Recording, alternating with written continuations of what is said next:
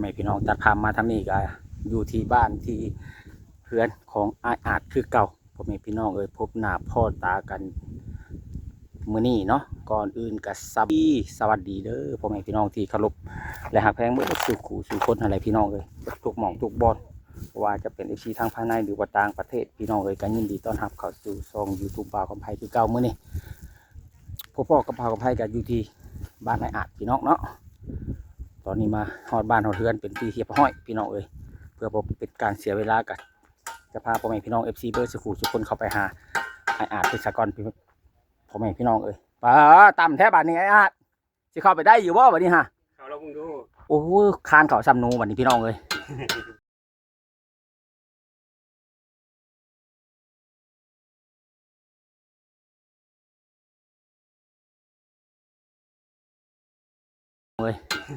ดยได้เขาจีมาต้อนนายอาจเอาโดยขโมยกับใจหลายโดยโตบาทนี่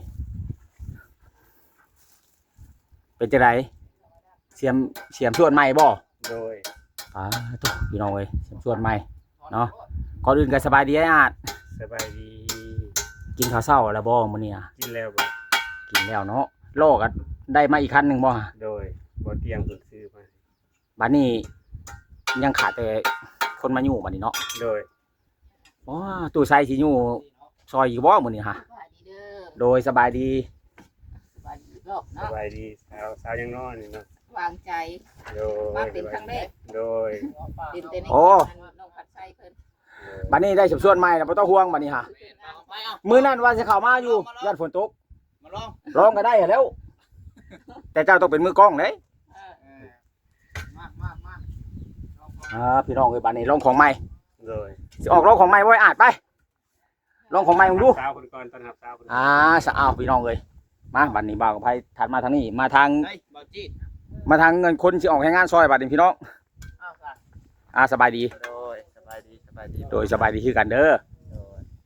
ได้ใหม่แท้บัดนี้ฮะเสียบส่วนใหม่แม่นหากระซื้อมาเอาลองดูยังคิวสีตรวจอยู่ดิฮะโดยลองดูเจ้าฮะเบิ่งข่อยส่วนบ่ได้ข่อยนั้นตรวจกันคออยู่ลองก่อนเด้อตัวขักอีนี่ฮะขักอยู่บ่ขักกันยังนี่ที่แต่มันดินเหนียวเนาะเอานี่ของเพิ่นออกก่อนอยู่เดี๋ยวตัวเก่าทิ่มเลยตัวเก่าบ่เราก็ใส่แล้วบ่คนถึงว่าเบิดแต่มื้อนั้นได้นี่ฮะพี่น้อง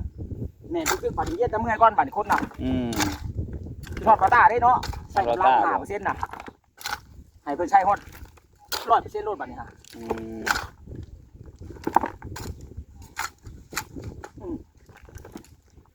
มัน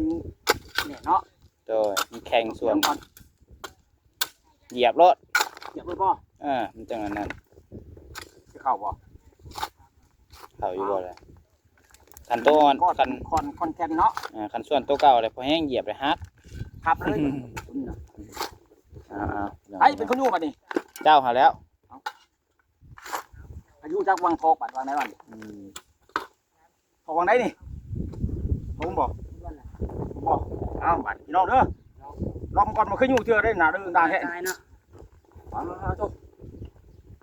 คารอลมมานี่แหละ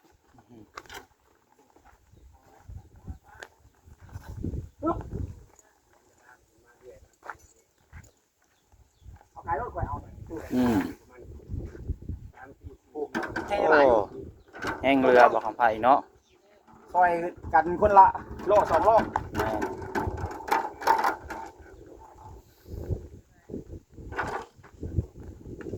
เอาอีกคน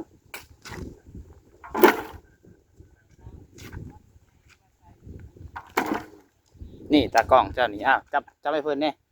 เด้อโอเคจับดีเด้อมาสวดดินซอยไอ้อาเพิ่นมื้อนี้พี่น้องมื้อนั้นซอยเห็นน้อยนึงก็เลยบ่ได้เข้ามาอีกยันว่าฝนตกมื้อนี้เสียมส่วนใหม่นี่เจ้าบ่ซื้อมานี่อันนี้ก็ให้ของใหม่บัดนี้บ่ต้องห่วงค่าประกันบ่ฮักบ่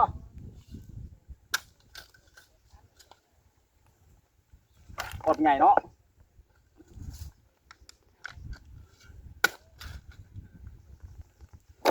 จะมาช่วยดินช่วยเพิ่นบ่ โดย เป็นพี่น้องกับเพิ่นหมดทุกวันได้ คนหักแพง โอ้คนหักเพลงคนรู้จักกันเนาะ โดย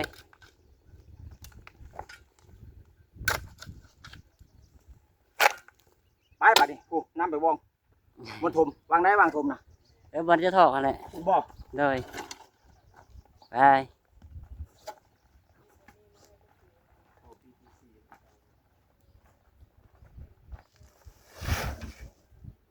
บัดเนาะเอาคนละขั้นเฮาบัดเนาะ โดย เจ้าขั้นนี้ก่อนจะเอาขั้นนั้นเด้อ โดย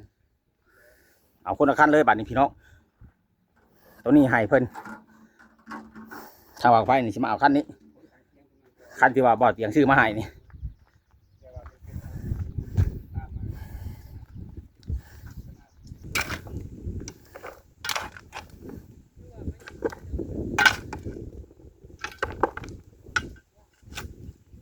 เกือบคือบ่ใช่เนาะบ่เจ็บตีนบ่เหยียบบ่ใช่เกือบ ธรรมดา ธรรมดาบ่ ด้วยเนี่ย เคยแล้วเนาะเคยแล้วใครอยู่บ่เจ็บตีน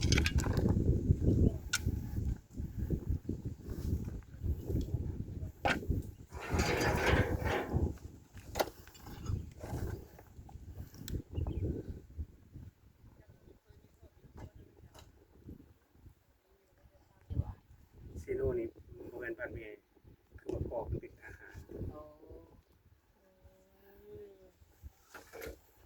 ก็เลยว่า เป็นคนเกิดในซีโน่นี่แต่ว่าเป็นใหญ่อยู่หมองอื่นเป็นใหญ่อยู่บ้านพ่อสาเหตุก็คือว่าแม่เสียแล้วก็ไปอยู่น้ำป่าโดยแต่ก็ไปมาอยู่เพราะว่าเอื้อยเพิ่นอยู่ในนี่เด้เพิ่นอยู่ในซีโน่นี่ประจำเลยเขามาหาเพิ่นมือ2 มื้อแล้วก็กลับ ก็คืออ่านไปพูดน่าก็ต้องได้เฮ็ดเวียกนำบ่ซะ อยู่ไทยบ่ แม่น ปกติผู้ค้าก็เฮ็ดเวียกอยู่ไทย เอา อยู่หลายปีแล้ว20 ปีก็ไปมาๆนะแต่ว่ามากับไปทั้งบ้านทั้งบ้านคอคนละมือส้นคนนะบ่ค่อยได้มาทางซีโน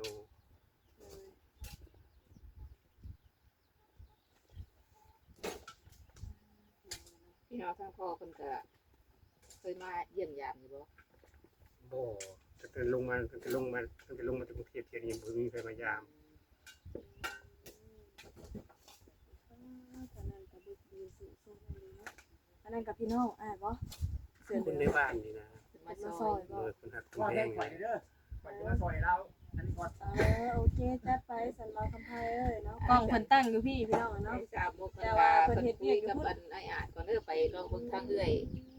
บัวก่อนเนาะ โดย สบายดีเด้อ สบายดี จ้างว่านเพิ่นครั้งแน่บ่นี่แหละ ก็จ้างแน่ก็หาน้ำนั่นแหละ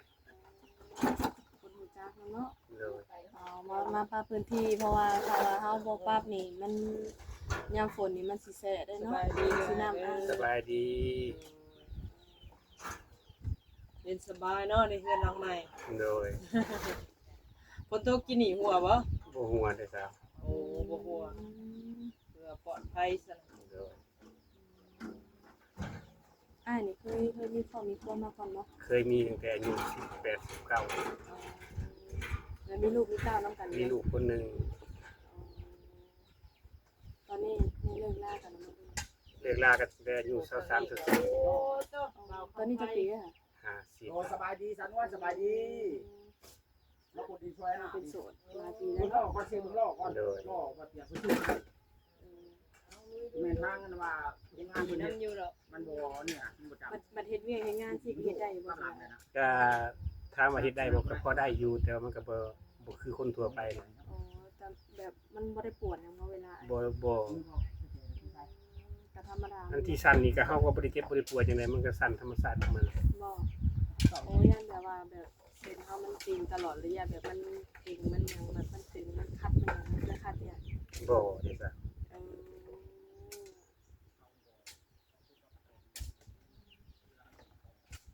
อธรรมชาติที่ว่าเคยเป็นเนาะ โดย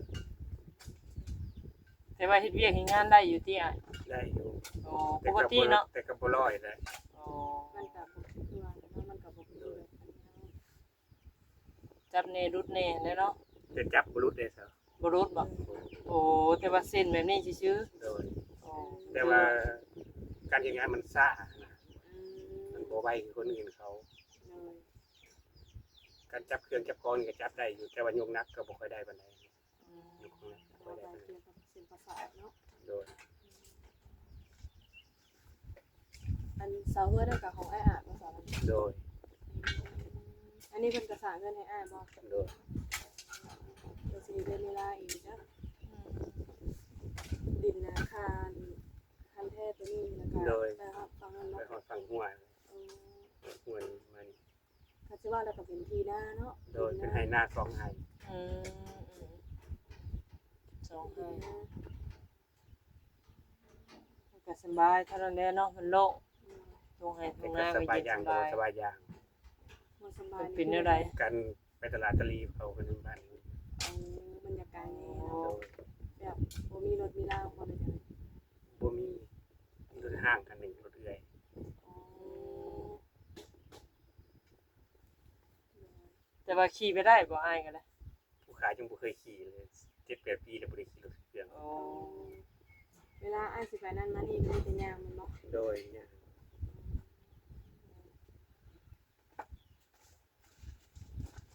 คันที่สมมุติขับรถนี่ขับได้บ่ขนาด คาถาว่าสั้นคือจังซี่นี่ขับบ่ได้ดอกบ่มั่นใจ อันนี้เนาะมัน โดย หรือว่ามันเป็นบางช่วงบ่ มัน สั่ เป็น นบางช่วง โอ้ ว่ามันจะหยุดมันก็หยุดได้เสมอ บ่ โดย โอ้ ถ้าสมมุติว่าผู้ขายอยู่คนเดียวจังซี่เงียบอยู่นะเขาใส่เขาคิดบ่ใส่หยังอยู่นะเขาบ่คิดแบบว่าพุ่งสร้างเป็นที่แสดงแบบว่าอยู่ผู้เดียวว่าไงสิซะ เลย เออ มันก็บ่สั้น ๆโอ้หรือว่าเก่งกลัวแบบไรแบบหนึงบ่หรือว่านี่ มันแบบว่าตื่นเต้นแล้วมันสั่น โอ้ แล้วมันสั่น ตื่นเต้น แฮงเพราะว่ามันเกี่ยวกับระบบประสาทเขาดิโรคตัวนี้ อืม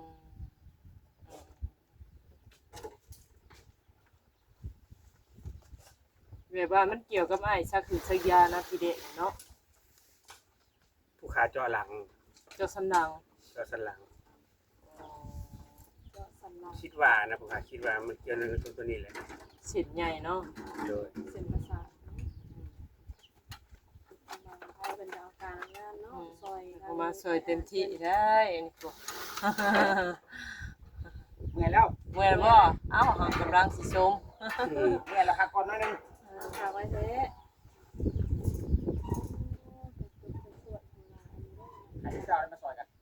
โอ้ เมื่อยแล้วพี่น้องเอ้ย ซอยกำลังใจแหละ ซอยเบิ่งกับพ่อเนาะ ว่าดอกไปเจ้าก็สิใช้ให้งานก็บ่ ป้าตู้มามื้อนี้พ่อสองสาว เจ้ากาแฟ สาวสาวบ่ดีบ่ สองสาว ไม่หยังสาวสาวยัง สา บ่ ม เนี่ย สาวคนนี้จะเห็นอยู่ว่าสอง เออสาวนึงบ่เพราะว่า สาวที่สามคนพี่น้อง เราได้ยินแล้วน้อยใจได้ฮะ เราบ่น้อยใจเนาะ เพราะว่าได้สอง เราบ่ได้ยินออกมาดูไกล ช่วยสิตามหาเพื่อนที่อาจที่การเหมือนงานได้บอกคำไพ่ เกี่ยวกู้เกี่ยวกอดบ่ โอ้ยกดไปว่าคงพันสี เพิ่นคิดว่าอ้ายเราอยู่ไกลได้ว่าของไผเจ้าผู้บอกไว้อยู่ใกล้นี่ นางมาครั้งแรก ข่อยเคยผ่านมาอยู่เมื่อก่อนกับทินอองปี บ่ วางเอิ้งเติบกลายเป็นนี่แหละแต่ว่าบ่ฮู้ว่าเราอยู่นี่ข่อยก็บ่ เจ้า จัก กาแฟว่าทำหาผู้ขาเขาบ่ฮู้ได้ บ่ ในบ้านนี่บ่ฮู้เลย แม่น แม่นอยู่เฉพาะจังถามเพิ่นเพิ่นก็บ่ฮู้ แม่นต้องทำซื้อเอื้อย เอา ๆคารว่าอ้ายนี่เราอยู่เสียวสิโปสิปูนพูนตะ เอา กี้ แล้วผมเป็นคนเขาก็บ่ฮู้เพราะว่าผู้ขาบ่ได้อยู่นี่เด้ แม่คืออ้ายเราอ่านแล้วไปๆมาๆเนาะ เราไปมากับมาแต่ไทยแล้วก็มาแวะลิ้นน้ำเอื้อยมือสองมือ เอาแล้วเฮ็ดได้จังว่าเพิ่นมาพอจังว่าอยู่ ก็คือว่าเรื่องราวของมันก็คือว่าขายอยู่ไทยเนาะเจ็บป่วยอยู่ไทยแล้วมันก็พอมันเฮ็ดงานบ่ไหวแล้วอะนะก็เลยโทรหาเอื้อยว่าเจ้าอยู่ไสเดี๋ยวนี้อยู่สิโนคือเก่าบ่มันสิไปอยู่นำเจ้าที่นั่นข่อยเฮ็ดงานบ่ไหวแล้วก็เลยว่ามาก็มาคือกันดอกเรื่องตรงนี้ครับ ก่อนจะได้มาพี่ล่ะเนาะ โดย แล้วไปอันนั้นแบบอ้ายติดต่อหาเพิ่นว่าส่งทีมงานยูทูบเบอร์เพิ่นก็คอย ลูกค้าติดต่อหาเพิ่นมือฝนตกพายุเข้าครั้งแรกนะมันดื้อหลังคาบ้านหลังคากระตุกลูกค้าไปลูกค้าก็เลยอัดคลิปวิดีโอให้แล้วก็ส่งให้บ่เตียงส่งให้ทีมงานสายบุญเพิ่น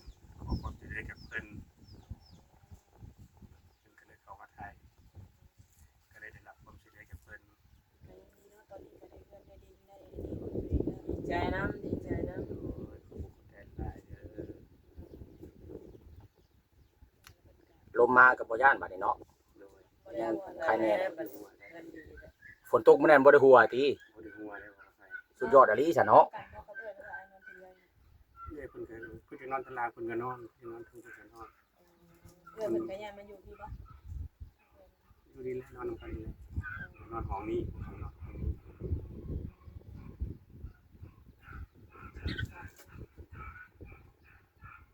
อนาคตเป็นว่าได้เป็นเลือดปูนที่ไปจ้าคนมีชงมีสาวเข้ามาเนาะ บ่แน่เห็นมีสาวปูนแล้วก็อินบ็อกเข้ามาแล้วเนาะ แต่ว่านี่ผมปัดเมื่อทีก่อน คันบ่ป้าบ่ได้แล้วเพราะมันเป็นดินนาเนาะ แม่นมันเป็นไหนา ต้องแบบน้ำขังไว้นั่น ฝนตกมาต้องอังอยู่แล้ว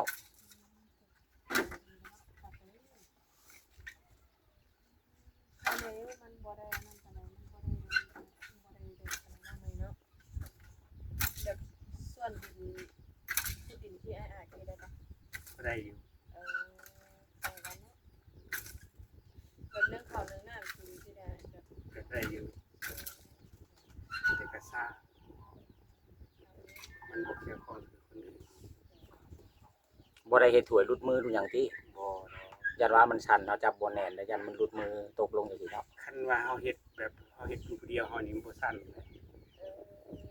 มันก็ช่วงแบบปกติที่ก็มีว่า ปกติก็มี แต่ว่าสามารถแบบว่ากำได้บ่แม่นว่าคันว่าร้อยเนาะโอ้กำได้ แต่ว่ามันเส้นซื่อ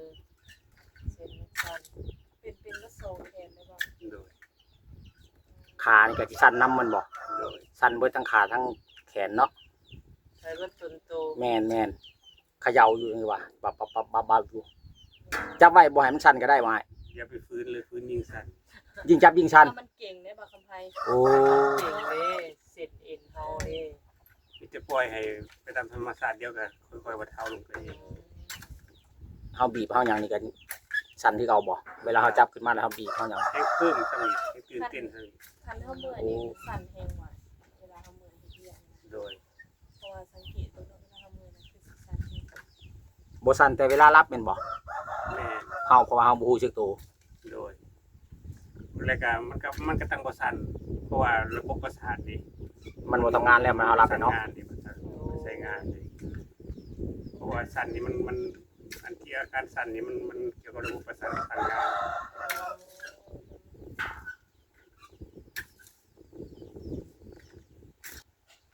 าน พี่น้องเอ้ยทับมาทางนี้ก่อนนะมาพอทางเอื้อยเพิ่นเคลียร์ถมแถวทางหน้าทางเขาเอาเสียมซื้อเอากันนั้นเบิดแล้วอันนี้ฮะโดยสบายดีเอ้ยกองนี่คือสิสบายอยู่หว่าเนาะกองข้างหลังเจ้านี่เนาะมันเป็นดินทรายแน่แม่นบ่ โดย แถวนี้มันเป็นดินด่างเหนียวครับ มันเหนียวมันเนี่ย ต้องเอา แห้ง ต้องเอาดินทรายนี่มาถมทางเทิงเฮาอ่ะ โดย เอาดินตัวนี้ลงก่อนแล้วเอาดินทรายมาใส่ฝนตกนี่ย่างไปนี่เอาติดเกิดบ่วะกินข้าวกินน้ำนะบ่เอ้ยได้ยังมื้อนี้กิน ก็บอกน้ำไม้ สุกหน่อไม้อาหารบ้านๆเนาะมามื้อนี้ถมแถวนี้ก็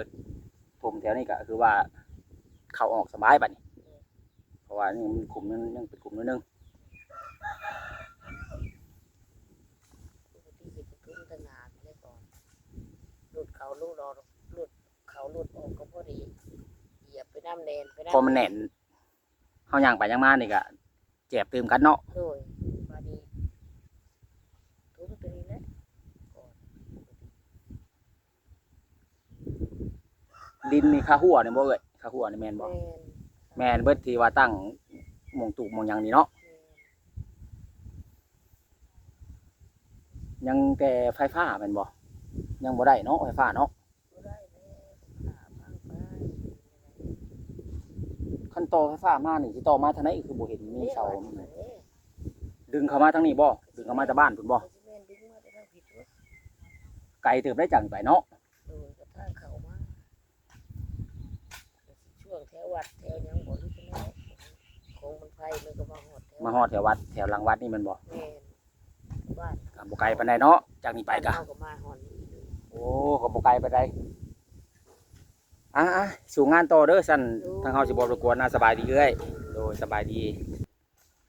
โอเคพ่อแม่พี่น้องสำหรับคลิปนี้ก็บ่มีหยังพี่น้องเอ้ยก็ขอขอบใจนำพ่อแม่พี่น้อง FC เบิดสุขุสุคนเบิดทุกหม่องทุกบอนหั่นแหละพี่น้องเอ้ยที่เขามาเบิ่งมาชมเนาะมาติดตามและให้กำลังใจทางบ่าวกับพายตั้งแต่ต้นตลอดมาพี่น้องเอ้ยขอให้ FC สุขุสุคนจงอยู่ดีมีแห้งความเจ็บอย่าได้ความไข้อย่ามีปรารถนาสิ่งใดก็ขอให้ได้สิ่งนั้นไว้พอกันใหม่ในคลิปต่อไปพี่น้องเลยหรือว่า AP ต่อไปเนาะสำหรับคลิปนี้